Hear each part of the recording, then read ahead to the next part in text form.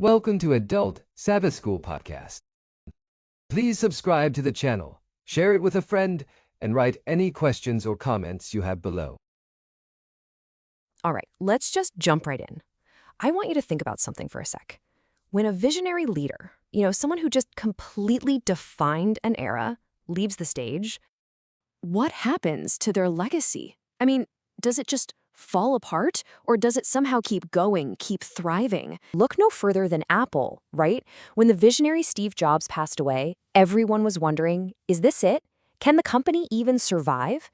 And yet, under Tim Cook, it stayed one of the most valuable companies on the planet. So yeah, it proves a legacy can continue. But let's be real, that kind of smooth handoff is definitely the exception, not the rule. So what about when that transition doesn't go so well? To really get into that, we're going to leave the modern boardroom behind and travel way back in time to ancient Israel. We're landing right after the death of their own incredible leader, a guy named Joshua. I mean, they were strong, they were poised for greatness. But with their visionary gone, they were staring down that exact same question. What in the world happens now?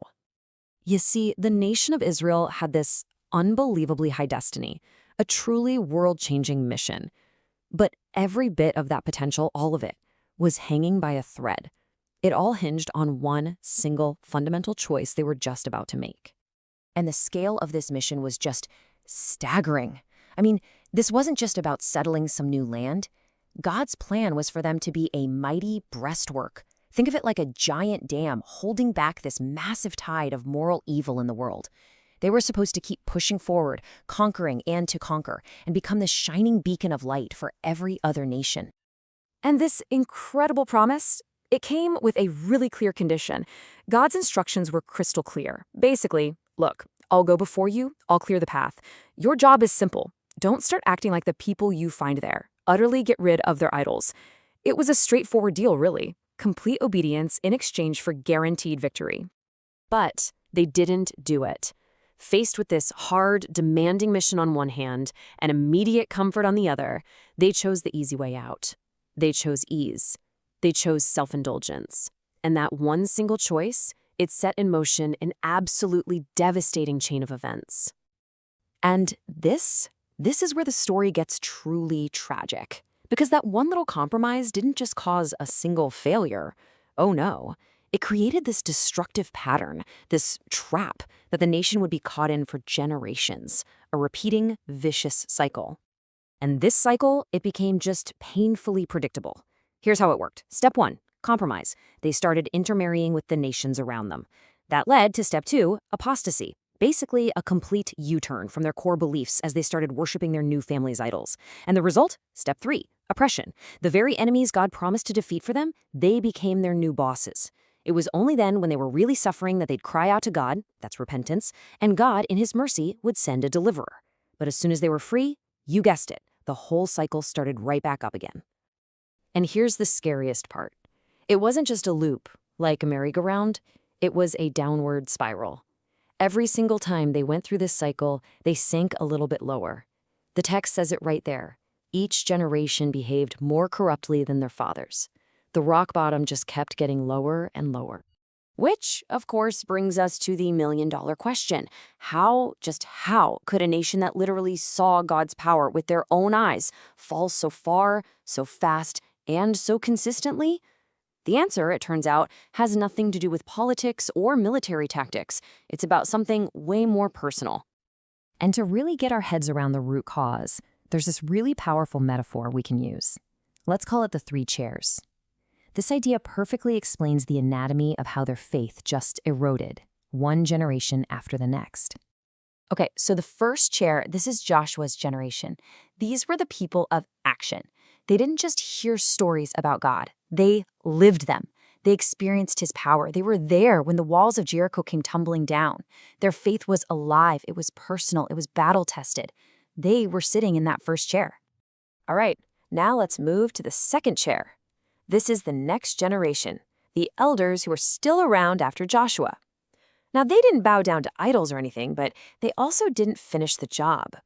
They knew all the right stories, they could tell you all about what happened, but they were missing that personal fire that their parents had. See, they knew about God, but they were kind of just coasting on their parents' faith. And you can see where this is going, right? Inevitably, you get to the third chair. These are the children of those elders. They didn't have the incredible personal experiences of their grandparents, and they didn't even have the head knowledge of their parents. The connection, it was just broken. The Bible puts it so simply and so chillingly. They were a generation that did not know God. And this gets us to the absolute core of the issue. Here it is. God does not have any grandchildren. Faith is not hereditary. You can't pass it down like some family heirloom. He has to be your God personally. Every single generation, every single person has to make the choice to sit in that first chair for themselves.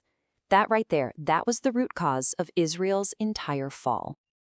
Okay, so with that in mind, let's zoom in a bit on the specific thing that poured gasoline on this fire: idolatry. Of all the compromises they made, this was the one that God took the most seriously. And it's so important that we understand why it was so incredibly destructive. So why is idolatry such a huge deal? Well, a few reasons. First, it divides your heart, right? And God is after a complete, all-in, loving relationship. Second, the fallout from it doesn't just affect you, it ripples through families for generations. And third, and this is the big one, it's degrading. Why? Because you will always become like whatever it is you worship. And this comparison here just lays it all out. It's a tale of two completely different gods. The God of the Bible, his character is self-giving love. He literally gives his own son.